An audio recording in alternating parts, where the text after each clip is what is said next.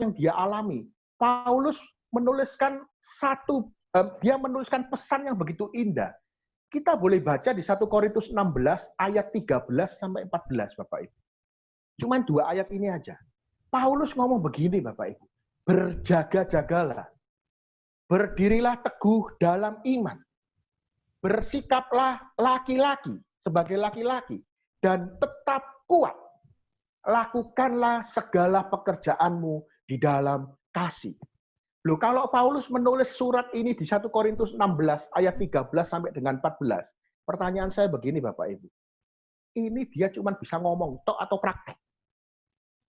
Paulus praktekkan bagaimana hidupnya. Anda nanti baca seluruh kitab surat-surat Paulus Bapak Ibu.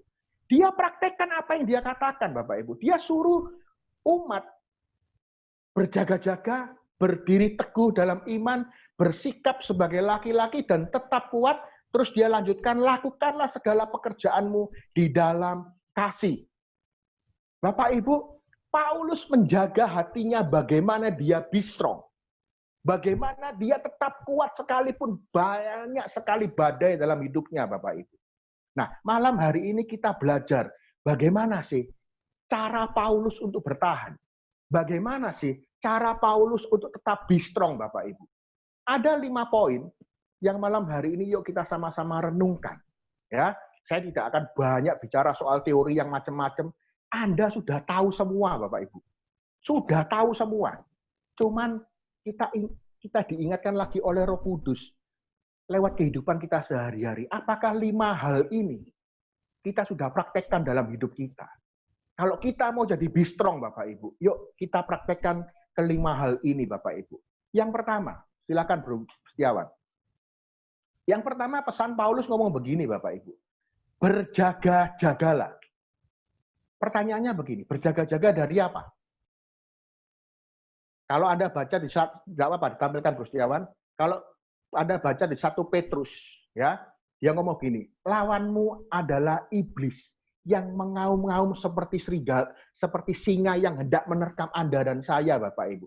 Berjaga-jaga melawan siapa? Melawan iblis. Pertanyaannya, loh iblis di mana?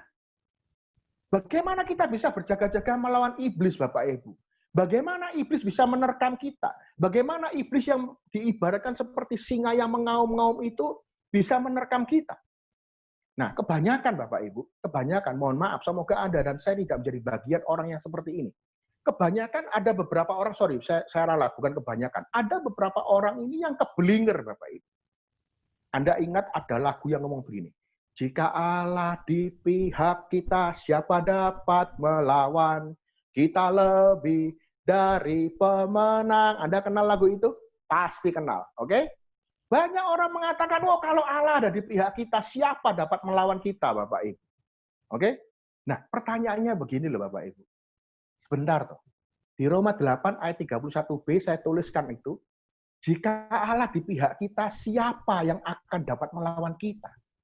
Setuju Bapak Ibu, kalau Allah itu ada di pihak Anda dan saya, siapa sih yang bisa melawan? Apakah iblis bisa menjatuhkan kita? Saya tidak sama sekali meragukan ini Bapak Ibu.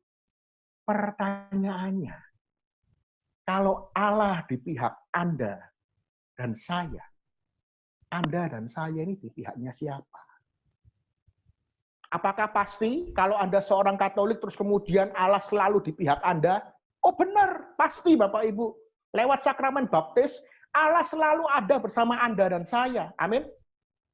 Pertanyaannya, Anda dan saya selalu bersama Dia enggak? Berapa banyak hari ini Bapak Ibu, Allah itu, Roh Kudus itu, Tuhan itu selalu ingin menjangkau Anda dan saya, selalu ingin mendekap Anda dan saya, Dia selalu ingin Anda dan saya ada di dalam hadirat-Nya. Tetapi Anda dan saya yang justru melarikan diri dari Tuhan. Benar?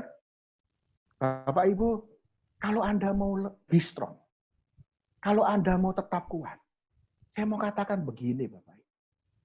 Jangan pernah lari dari hadirat Tuhan.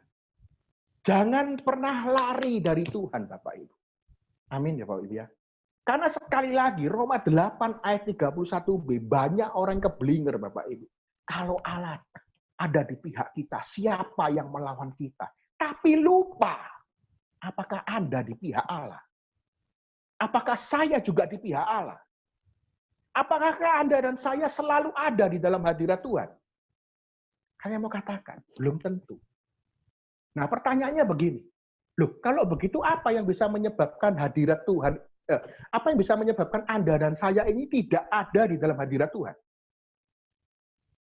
Seringkali tanpa sadar sikap kita yang negatif. Pikiran-pikiran kita yang negatif. Ketakutan-ketakutan yang berlebihan. Kekhawatiran-kekhawatiran yang berlebihan, Bapak Ibu. Itu akan melemahkan kita. Dan kemudian kita jauh dari hadirat Tuhan. Bapak Ibu, itu sebabnya saya ini paling nggak senang, Bapak Ibu. Kalau mungkin nggak tahu, di sini ada beberapa teman yang satu grup WA dengan saya, atau mungkin ada yang kenal saya. Saya ini paling nggak pernah kalau share di WA, di Facebook, di Instagram, atau dimanapun lah. Terus kemudian saya ini menceritakan ratapan seorang Erwin. Itu nggak pernah. Kenapa saya paling miskin di dunia? Kenapa hidupku seperti ini? Oh, di mana tuh? Oh, saya nggak pernah katakan seperti itu, Bapak Ibu. Saya selalu berkata sesuatu hal yang positif, sesuatu hal yang apa ya, yang tetap berharap, bersukacita. Apakah kemudian saya nggak pernah susah? Oh, bolak-balik, Bapak Ibu. Tapi saya selalu hindari membaca yang sesuatu yang negatif. Berita-berita COVID itu yang meninggal, oh nanti di sini, saya nggak pernah ngerekam, Bapak Ibu. Kenapa? Karena itu justru akan melemahkan iman Anda dan saya. Sekali lagi, apakah saya nggak pernah susah, Bapak Ibu? Saya mau katakan, jujur saya katakan, ini sekaligus sharing, Bapak Ibu. Sejak masa pandemi, kehidupan saya juga mengalami sesuatu hal yang cukup berat, Bapak Ibu. Kadang-kadang saya tengah malam itu bisa bangun. Contoh ya, tadi malam, jam 2 pagi saya bangun, Bapak Ibu. Kenapa kok saya tiba-tiba bangun? Saya kencing, terus kemudian mau tidur nggak bisa. Waduh, nanti bayar ini bagaimana, bayar itu bagaimana, dan segala macam. Nah, pada saat pikiran-pikiran itu mulai menyerang, apa yang saya lakukan selama ini? Saya biasanya ngambil handphone, saya buka YouTube, kemudian saya cari channelnya Puspita. Adorasi Abadi Puspita. Itu kan ada gambarnya Hosti Gede itu, Bapak Ibu. Tak pajang di depan saya, di atas kasur itu saya duduk, tak pentelengi, terus gini aja. Karena pada saat saya lemah, saya merasa saya butuh kekuatan dari Tuhan. Saya tidak akan biarkan bagaimana itu terus melemahkan saya. Saya mau terus berjaga-jaga, selalu ada di dalam hadirat Tuhan. Saya terus berusaha, tidak pernah lepas dari Tuhan. Saya mau terus melekat dengan Dia, Bapak Ibu. Pada saat saya mentelengi apa itu namanya, Sakramen Maha Kudus lewat YouTube-nya Puspita itu. Setengah jam tak pentelengi, tidak ngomong apa-apa, Bapak Ibu. Saya cuma ngomong, Tuhan kuatkan saya. Wes mari. Saya bisa tidur lagi. Hari ini kalau Anda mau tetap kuat, poin pertama, berjaga-jaga. Untuk tetap selalu ada di dalam hadirat Tuhan. Jangan biarkan iblis menerkam Anda dan kemudian membuat engkau lemah. Amin. Itu poin yang pertama. Saya tidak akan panjang-panjang, kira-kira setengah jam selesai ya. Poin kedua, Bapak Ibu. Silakan, Bro Setiawan. Paulus ngomong begini, Bapak Ibu. Berdiri teguh di dalam iman. Tadi ngomong begitu ya, 1 Korintus 16 ayat 13. Berdiri teguh dalam iman. Saya tuliskan apa seiman itu? Anda sering ngomong, saya orang beriman. Saya beriman. Sebentar toh, iman itu apa sih? Ibrani 11 ayat 1 dengan jelas ngomong begini, Bapak Ibu. Iman adalah dasar dari segala sesuatu yang kita harapkan. Bukti dari segala sesuatu yang tidak kita lihat. Bapak Ibu, seringkali iman dengan khawatir itu bertentangan. Setuju ya? Pertanyaannya begini, Anda tahu enggak bedanya iman dan khawatir, Bapak? Perbedaan sekaligus persamaan antara iman dengan khawatir. Anda tahu enggak? Karena ternyata iman dengan khawatir itu punya persamaan, tapi juga sekaligus punya perbedaan. Persamaannya adalah, iman itu dan khawatir itu sama-sama belum terjadi. Setuju? Iman sudah terjadi belum? Belum. Khawatir sudah terjadi belum? Seperti tadi malam saya bangun. Aku sesuk bayar ya carane ya apa? Sudah terjadi? Belum. Masih besok. Iman apakah sudah terjadi? Belum. Itu sebabnya dikatakan iman adalah dasar dari segala sesuatu yang kita harapkan. Kalau kita harapkan berarti masih berupa harapan. Sudah terjadi? Belum. Iman belum terjadi. Khawatir juga belum terjadi. Tetapi ada perbedaan yang sangat besar antara iman dengan khawatir. Perbedaannya adalah, kalau iman itu, orang beriman adalah orang yang membangun hidupnya di atas dasar-dasar janji-janji kebenaran firman Tuhan. Itu orang beriman. Kalau khawatir, orang itu membangun hidupnya di atas dasar situasi dan kondisinya. Oh, kondisi saya hari ini tidak punya uang. Besok tagihannya banyak yang harus dibayar. Bayar listrik, bayar ini, bayar itu. Kondisi saya saat ini, situasi saya saat ini, duitnya tidak cukup. Ini membangun hidupnya di atas dasar situasi dan kondisi. Ini khawatir. Tetapi kalau orang beriman, sekali lagi belum terjadi, tetapi dia membangun hidupnya atas dasar kebenaran janji Tuhan. Oh, tapi Tuhan berjanji. Dia akan senantiasa menyertai saya sampai pada akhir zaman. Tuhan berjanji, orang benar tidak akan pernah sekalipun dibiarkan. Kalau dia jatuh pun tidak akan dibiarkan tergeletak. Loh, ini adalah orang yang membangun hidupnya di atas dasar janji Tuhan. Amin. Sekali lagi saya ulangi, persamaan iman dan khawatir sama-sama belum terjadi. Ngomong, dasar dari segala sesuatu yang kita harapkan, bukti dari segala sesuatu yang tidak kita lihat, belum ada. Oke? Tetapi perbedaannya sekali lagi. Orang beriman membangun hidupnya atas dasar janji Tuhan. Tetapi orang yang khawatir membangun hidupnya atas dasar situasi dan kondisi. Pertanyaannya begini, Bapak Ibu. Anda dan saya hari ini membangun hidup Anda dan saya dasar kebenaran firman Tuhan atau atas dasar situasi dan kondisi? Coba kita cross check lagi sekarang. Kalau Anda mengatakan saya orang beriman. Saya orang beriman. Kan sering kalau ngomong gitu, saya beriman, saya beriman. Sebentar toh. Jangan asal ngomong saya beriman. Orang beriman itu membangun hidupnya di atas dasar janji Tuhan. Oke? Nah pertanyaannya begini. Anda tahu apa janji Tuhan? Nah pertanyaannya bagaimana bisa tahu janji Tuhan kalau tidak pernah baca kitab suci? Makanya banyak sekali orang yang gampang khawatir, gampang takut, gampang gelisah, stres tidak karu-karuan karena sekali lagi yang dibangun itu atas dasar situasi kondisinya. Dia tidak bisa ingat janji Tuhan karena tidak pernah baca kitab suci, Bapak Ibu. Sekali lagi, kalau Anda dan saya mau be strong, poin yang pertama berjaga-jaga selalu ada di dalam hadirat Tuhan. Paulus katakan, berdiri teguh dalam iman. Artinya apa? Ayo, baca kitab suci, Bapak Ibu. Karena kalau Anda tidak pernah baca kitab suci, bacanya cuma pada saat minggu, misa online, dengar no lektor baca, bacaan pertama, Mazmur, bacaan kedua, Injil, dan segala macam. Cuman itu toh. Bapak Ibu saya mau katakan Anda tidak menjadi be strong loh. Kalau kondisi Anda dan saya hari ini baik, orang bisa ngomong begini, baca kitab suci sama tidak baca kitab suci itu sama kok, tidak ada bedanya. Saya tidak merasa baca kitab suci dapat manfaat, doa tidak terjadi apa-apa. Loh iya Bapak Ibu, pada saat Anda dalam kondisi fine, baik-baik saja, tanpa pergumulan, tanpa tekanan, seakan-akan tidak ada gunanya. Bocor kitab suci, nggak ngerti kok. Apalagi perjanjian lama itu. Waduh, tambah wangel. Oke, males baca.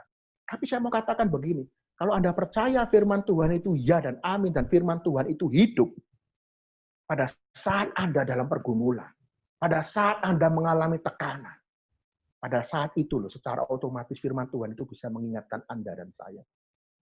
Contohnya kemarin malam itu. Saya bangun jam 2. Oke, saya ceritakan. Saya lihat, saya adorasi. Saya lihat Hosti itu meskipun lewat YouTube. Pada saat saya mulai gelisah, firman Tuhan ingatkan, hei, aku menyertai engkau senantiasa sampai akhir zaman loh. Loh kenapa kok bisa begitu Bapak Ibu? Loh karena saya baca. Nah kalau tidak pernah baca, apa yang Anda muncul dalam pikiranmu? Wis bunuh diri aja. Wis kamu lari aja, nggak usah bayar utangmu, wis minggat wae. Loh sing pikiran-pikiran elek kan jadi muncul kabeh. Bener? Karena tidak membangun hidupnya. Sorry, karena Anda dan saya tidak membangun hidup di dalam iman, di dalam janji kebenaran firman Tuhan. Poin kedua, kalau Anda dan saya mau be strong, yuk Paulus katakan, berdiri teguh dalam iman. Amin. Poin ketiga, silakan Bro Wawan. Paulus bilang begini, bersikaplah sebagai laki-laki. Nah, Bapak Ibu, kalau bersikap sebagai laki-laki, pertanyaannya begini, apakah terus kemudian ibu-ibu yang ada di sini nih, berarti firman ini khusus untuk pria? Bersikap sebagai laki-laki, Paulus ngomong bersikap sebagai laki-laki, loh aku perempuan kok, aku ibu-ibu kok, berarti aku enggak perlu nuruti firman ini. Enggak, Bapak Ibu. Bersikap sebagai laki-laki ini, kalau Anda mengerti visi ilahi Anda dan saya diciptakan, Anda nanti baca di Roma 8 ayat 29, Roma 8 ayat 29. Itu adalah visi ilahi Anda dan saya, apa? Serupa seperti Kristus. Serupa dalam hal apa Bapak Ibu? Bukan dalam fisiknya harus gondrong seperti Yesus, brewon seperti Yesus, bukan itu. Tetapi firman Tuhan katakan begini, Roma 8 ayat 29, hei, nanti Anda baca di rumah ya, itu visi ilahi Anda dan saya serupa seperti Kristus, berbicara soal karakter. Amin. Bersikap sebagai laki-laki, berkarakterlah seperti karakter Kristus. Amin. Pertanyaannya begini, apa sih karakter Kristus itu? Banyak. Ada kasih, ada setia, apalagi murah hati. Semacam-macam. Kalau Anda disuruh menyebutkan karakter Kristus, Anda pasti bisa. Ya. Tapi malam hari ini saya mau katakan begini, ada satu poin karakter Kristus yang sangat menonjol. Anda tahu apa? Karakter Kristus itu tidak pernah kompromi dengan dosa. Amin. Bersikap seperti laki-laki, berkarakter seperti Yesus. Kalau Anda mau jadi be strong Bapak Ibu, yuk mulai sekarang jangan pernah lagi kompromi dengan dosa. Galatia 5 ayat 25 ngomong begini. Jikalau kita hidup oleh roh, Anda kan sudah dibaptis toh. Anda kan terima Roh Kudus toh pada waktu dibaptis. Artinya Anda ini sekarang seharusnya kalau Anda baca di atasnya itu ada buah-buah roh, ada buah-buah daging kalau di Galatia 5. Ayat 25 ngomong begini, kalau Anda dan saya hidup dalam roh, kita ini seharusnya juga dipimpin oleh roh. Artinya Anda dan saya mesti punya karakter Kristus, Bapak Ibu. Apa karakter Kristus itu? Yang paling menonjol kalau Anda mau menjadi kuat, Bapak Ibu. Jangan lagi kompromi dengan dosa. Amin ya. Karena Anda percaya enggak Bapak Ibu? Yang namanya dosa itu melemahkan kita. Setuju?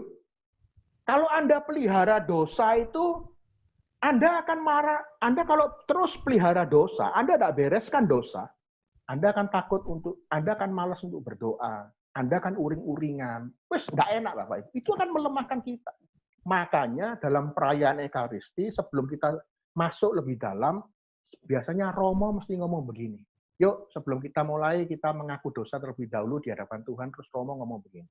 Saya mengaku kepada Allah yang Maha Kuasa dan kepada saudara sekalian bahwa saya telah berdosa dengan pikiran, dengan perkataan, dengan perbuatan, dan kelalaian kita. Bapak Ibu, mulai malam hari ini, kalau Anda mau jadi be strong, yuk, jangan kompromi dengan dosa. Jangan biarkan pikiranmu, kalau kita misal berdosa dengan pikiran, jangan biarkan pikiranmu merancang bagaimana cara saya menghidupi keluarga dalam situasi kondisi seperti ini dengan cara-cara yang instan. Jangan pernah kau membayangkan bagaimana saya bisa bekerja dengan segala macam cara, sekalipun itu tidak halal. Jangan biarkan pikiran Anda dan saya melayang kemana-mana, Bapak Ibu. Jangan biarkan perkataan-perkataan Anda dan saya mengeluarkan kata-kata kutuk. Jangan pernah biarkan engkau berdosa dengan perkataanmu. Mateng aku, mati aku. Apalagi yang biasanya dikatakan orang. Ya, duh, cek sorone rek hidup ini. Duh, ya apa ini? Wes aku nyerah, wes aku putus asa, wes. Duh, perkataan-perkataan yang melemahkan Anda ini dosa, Bapak Ibu. Jangan pernah lagi katakan perkataan-perkataan sia-sia seperti itu. Apalagi perbuatan. Apalagi perbuatan. Jangan pernah lagi engkau mendukakan hati Tuhan dengan perbuatan-perbuatan yang Tuhan tidak mau, Bapak Ibu. Dengan kelalaian. Sama loh. Banyak orang berdosa itu bukan karena dia melakukan sesuatu, tetapi juga justru karena tidak melakukan sesuatu, dia berdosa. Ini yang dikatakan kelalaian. Misalnya, ya contoh, kan sudah tahu toh, nek bangun pagi berdoa. Benar ya? Kan sudah tahu toh, nek mau tidur berdoa, mengucap syukur. Gak wis, aku wis males, aku wis ngantuk, wis langsung tak turu wae, gak usah sembayang. Loh, ini kelalaian Bapak Ibu. Oke? Sudah tahu toh, bangun pagi berdoa, tadi saya katakan. Gak wis, aku wis kesiangan, wis aku langsung tak berangkat ae wis, aku ndak usah berdoa, gak apa-apa, pasti aman. Loh, ini kelalaian. Sering kali orang mengatakan berdosa apa yang dia lakukan. Belum tentu. Justru apa yang tidak dia lakukan itu bisa jadi dosa. Makanya gereja Katolik katakan dengan pikiran, perkataan, perbuatan, dan kelalaian. Amin. Poin ketiga, kalau Anda dan saya mau jadi kuat, yuk jadi be strong. Yuk bersikap sebagai laki-laki seperti karakter Kristus yang tidak kompromi dengan dosa. Amin. Lanjut yang keempat, Bapak Ibu. Silakan. Keempat, Paulus ngomong begini, tetapi berjaga-jaga supaya kita tetap kuat berjaga-jaga. Yang kedua, berdiri teguh dalam iman. Yang ketiga, masih ingat, bersikap sebagai laki-laki. Keempat, Paulus ngomong begini, tetap kuat. Bapak Ibu, Anda ingat kisah di Lukas bab 6, ayat 46 sampai dengan 49. Ya, pada saat itu Yesus ngomong begini, perumpamaan begini. Yesus kasih perumpamaan. Ada dua orang, satu bodoh, satu bijaksana. Mereka sama-sama bangun rumah, Bapak Ibu. Orang yang bijaksana ini membangun rumah atas dasar batu. Tetapi orang bodoh satunya membangun rumah di atas pasir. Nah, pertanyaannya begini. Rumahnya berdiri enggak? Rumahnya sama-sama berdiri. Rumahnya sama-sama jadi. Tetapi di Lukas 6, 46-49, terus kemudian datang banjir hebat. Di Alkitab ditulis, hebatlah kerusakannya. Rumah yang dibangun di atas batu itu tetap kokoh berdiri, tetapi rumah yang dibangun di atas pasir itu rusak, tidak karu-karuan, Bapak Ibu.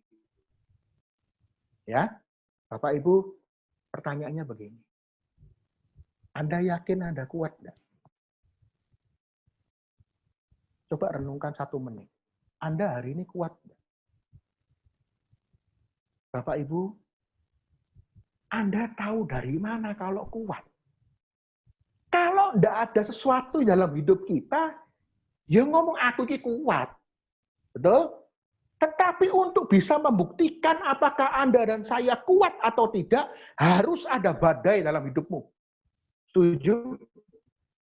Bagaimana rumah yang dibangun di atas batu dan di atas pasir itu tahu kalau rumah itu kuat kalau tidak ada banjir? Selama tidak ada banjir, rumahnya sama-sama berdiri.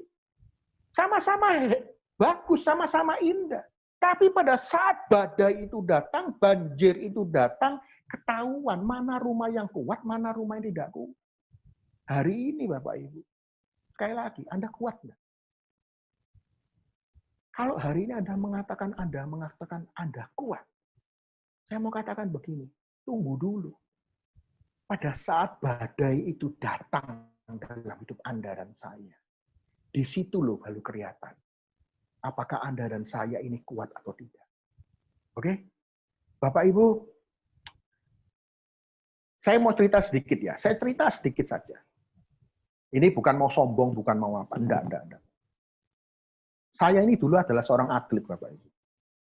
Saya ini dulu masa muda saya adalah seorang atlet karate.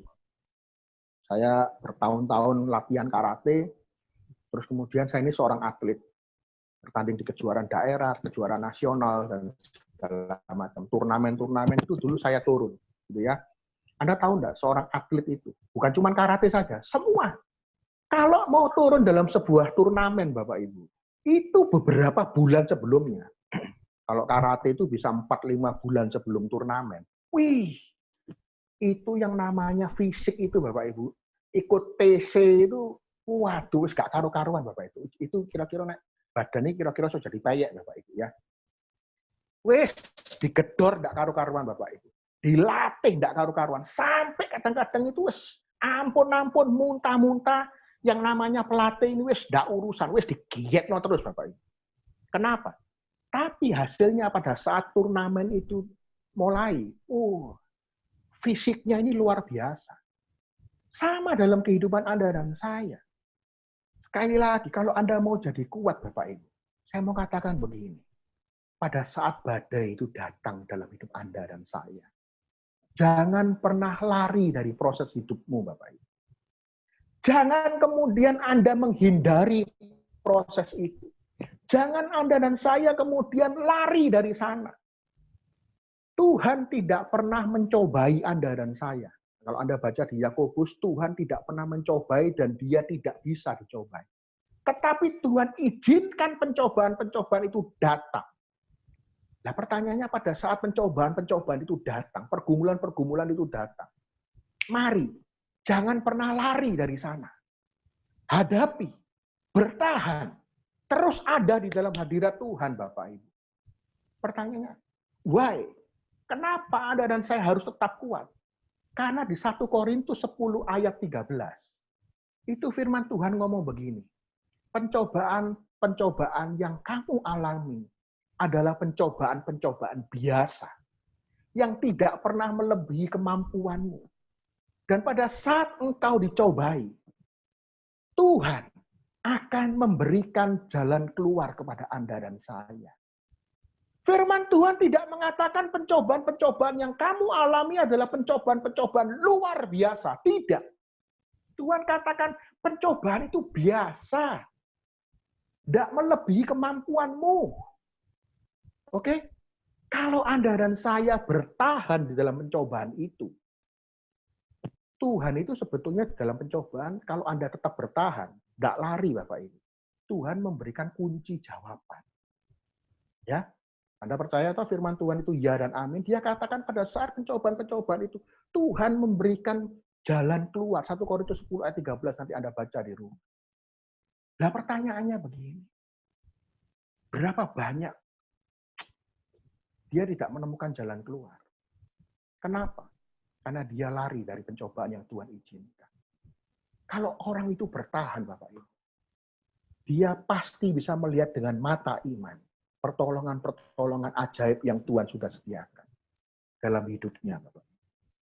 Poin keempat, sekali lagi, kalau mau tetap kuat, sekali lagi, jangan pernah lari dari pencobaan, pergumulan, apapun itu yang Tuhan izinkan terjadi dalam hidup. Amin. Tuhan Yesus itu sudah memberikan contoh lewat Via Dolorosa. Bagaimana Yesus ini ditangkap, diadili, disiksa, terus kemudian jalan salib, Bapak Ibu. Sampai delosor-delosor 3 kali, Bapak Ibu. Anda bayangkan begini loh, Bapak Ibu. Kalau kira-kira pada saat Yesus jatuh, terus Yesus ngomong begini, wes pray, gak tak terus no, gak paten aku. Kira-kira Anda dan saya hari ini sok pede apa gak itu, Bapak Ibu? Anda dan saya hari ini tidak ada pede, Bapak Ibu. Ya, Anda dan saya hari ini tidak ada pede. Tetapi pada saat Yesus jatuh, pada saat Yesus disiksa, dia tetap bertahan. Dia tetap tidak lari dari proses. Dia selesaikan apa yang jadi bagiannya, Bapak Ibu. Karena dia selesaikan bagiannya. Hari ini Anda dan saya boleh mengalami kasih Tuhan yang luar biasa itu. Amin. Tetap kuat, Bapak Ibu. Poin nomor 4. Ya, terakhir Bapak Ibu. Poin nomor 5. Silakan Bro. Ini yang terakhir. Di 1 Korintus 16 ayat 14, firman Tuhan katakan, lakukanlah dalam kasih. Ya, Bapak Ibu, tadi di ayat 13 yang 1, 2, 3, 4 itu untuk diri pribadi. Ya, berjaga-jaga, berdiri teguh dalam iman, apalagi bersikap seperti laki-laki, tetap kuat, itu untuk pribadi. Ya, poin yang kelima, itu bagaimana relasi Anda dan saya melakukan semuanya di dalam kasih, Bapak Ibu. Apa itu kasih? Saya tidak bahas terlalu panjang lebar. Oke? Saya tidak bahas panjang lebar. Anda baca kasih itu apa? 1 Korintus 13 ayat 1 sampai 13. Wes itu komplit kasih itu di situ. Wes gampang itu Bapak Ibu, ya. Tapi prinsipnya gini. Kasih itu memberi. Ya, kasih itu memberi. Kalau mengambil itu nafsu. Kalau memberi itu kasih, mengambil itu nafsu, Bapak Ibu. Ya, setuju ya? Bapak Ibu, bingkailah poin nomor 1, 2, 3, dan 4 itu dalam bingkai yang nomor 5 yang dikatakan kasih. Kasih kepada siapa? Kepada orang lain, Bapak Ibu. Kepada sesama kita. Kenapa saya katakan seperti ini?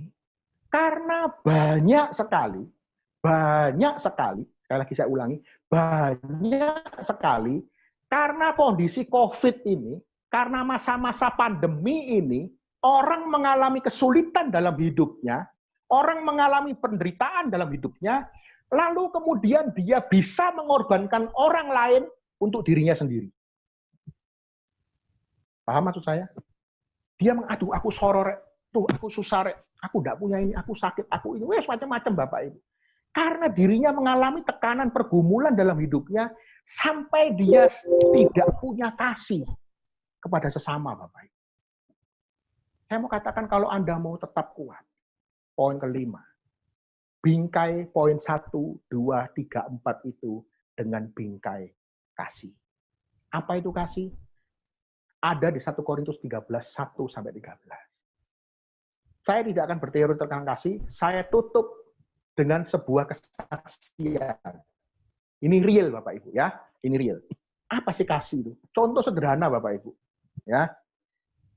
Saya katakan di masa-masa pandemi ini, saya itu jualan online. Wes itu umum ya. Banyak orang melakukan jualan online.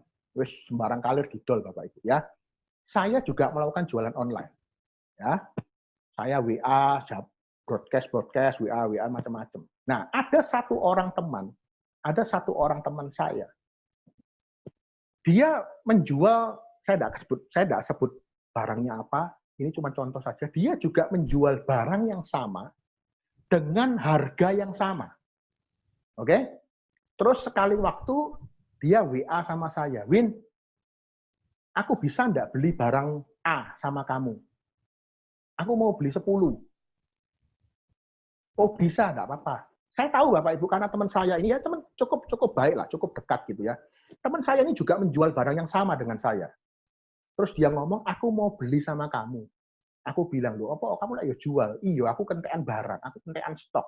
Aku mau ngambil dari kamu 10, bisa enggak? Saya bilang bisa. Terus dia tanya, berapa? Ya, misalkan saya jual barang itu 15.000 Bapak Ibu, ya. Ini contoh. Barang itu misalkan 15.000. Ya, saya kulak 12.000. Marginnya tipis. Cuan sajing. Ini contoh saja ya. Teman saya mau beli barang 10 sama saya kasih harga 13.000. Berarti saya kan cuan cejing. Benar? Karena saya tahu dia juga jual yang sama saya dengan harga 15.000. Saya cuan cejing, dia cuan nojing. Oke? Bilang apa Bapak? Gak oleh tak cemban. Bilang cemban, Pak. Padahal kulak saya itu 12.000. Ditawar sama dia 10.000. Itu masih minta free ongkir. Bapak Ibu, kadang-kadang aku mau males dodolan ambil konco yang ini gitu, Bapak Ibu. Harga teman. Harga teman, mosok ambil konco dhewe gak iso dikurangi. Lho iki repot Bapak Ibu. Harga teman itu lebih baik gak konco ambil awakmu gak apa-apa. Oke? Kulak 12.000, jual 15.000, saya tak kasih harga dia 13.000, aku cuan cejing, dia cuan nojing. Itu masih free ongkir Bapak Ibu. Tak pikir gak apa-apa, Surabaya Timur, wis gak apa-apa lah ya, kot podo koncoe. Ditawar cuman cemban Bapak Ibu. Padahal saya tahu dia jualnya 15.000. Saya bilang, bro, gak iso bro, aku rugi bro, lek kon dodol tuku cemban. Wis ta, ambek koncoe mosok kon perhitungan ngene ngono lho. Masalahnya itu hitungane aku melok sapa lek ngene carane ya. Akhirnya Bapak Ibu saya mau katakan, enggak beli loh Bapak Ibu. Akhirnya enggak beli sama saya. Saya mau katakan, apakah ini kasih? Di firman Tuhan dikatakan kasih itu sabar, kasih itu lemah lembut, kasih itu tidak mementingkan diri sendiri. Benar? Benar ada? Ya. Dia tego Bapak Ibu. Saya rugi, didol dhek cuane lebih akeh aku rugi Bapak Ibu. Belani gak tuku Bapak Ibu. Padahal dhek ngomong, "Wong kon lho kanca apik agak aku." Pertanyaan dalam hati, pertanyaan gini, kira-kira menurut Anda saya mangkel enggak Bapak Ibu? Ayo, kira-kira menurut Anda mangkel enggak saya? Kalau ada yang bilang enggak Bapak Ibu, berarti saya sudah jadi malaikat di surga Bapak Ibu. Aku iki yo mangkel Bapak Ibu, pada saat begitu aku ya juga mangkel. Tetapi sekali lagi diingatkan oleh kasih. Pertanyaannya sekali lagi yang kita mau renungkan sama-sama. Apakah itu teman baik? Apakah itu teman baik? Apakah itu kasih? Ada lagi teman yang lain, Bapak Ibu. Ada teman yang lain. Ini saya kesaksian apa adanya. Beli barang sama saya. Nggak tahu beli karena apa, pokoknya beli sama saya. Oke? Misalkan habisnya 100.000. Misalkan contoh. Habis 100.000. Dia transfer sama saya itu 150.000 loh Bapak. Terus kemudian saya WA, kakean, iki mek cepek jing. Gak apa-apa bro, sing gomban iku berkat. Apakah terus kemudian orang yang memberkati saya 50.000 itu hidupnya berkelimpahan? Tidak. Bisnisnya juga sulit. Bisnisnya juga mengalami hal yang tidak baik. Tetapi dia bisa memberkati. Pertanyaannya begini, mana yang menunjukkan sikap kasih? Apakah teman yang kemudian tega nawar cemban itu tidak bersekutu? Tidak pede? Tidak melayani? Oh, melayani! Melayani lah di gereja jadi wis enggak usah ngomong nanti Anda tahu ketemu nanti ya. Lah di gereja Marinus, oh melayani Bapak Ibu. Ikut persekutuan doa. Wah, macam-macam Bapak Ibu kegiatan lingkungan apa aktif Bapak Ibu. Tapi mentolo loh. Terus ngomong, "Mosok rek teman baik rek, mosok harga teman." Masuk aku lek kena harga teman iki repot Bapak Ibu.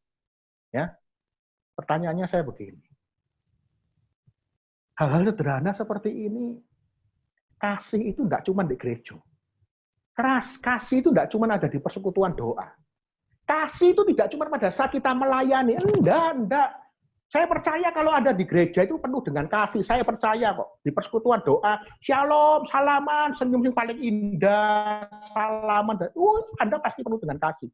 Pertanyaannya sehari-hari, ono kasih apa enggak, Bapak?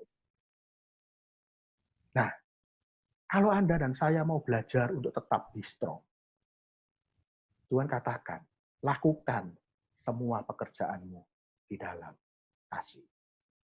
Amin. Baik Bapak Ibu, saya mau tutup dengan doa singkat. Mari kita berdoa. Bapa, Putra, dan Roh Kudus. Amin. Tuhan, terima kasih. Kami mengucap syukur kepadamu lewat firman-Mu yang sederhana pada malam hari ini. Kami boleh belajar bagaimana kami mau jadi kuat, Tuhan. Dunia boleh menjatuhkan kami, dunia boleh begitu sulit bagi kami. Tetapi malam hari ini Tuhan kami putuskan. Kami mau tetap kuat. Kami mau tetap bertahan karena kami tahu kami punya Tuhan yang hidup. Kami tahu kami punya Allah yang luar biasa dalam hidup kami. Ini hidup kami Tuhan, sertai kami hari-hari kami, pekerjaan, pelayanan, keluarga, kesehatan, keuangan, apapun itu. Berkati kami dan tolong kami dan kami serahkan seluruh kehidupan kami hanya di dalam satu nama Tuhan kami Yesus Kristus, kini dan sepanjang segala masa. Amin.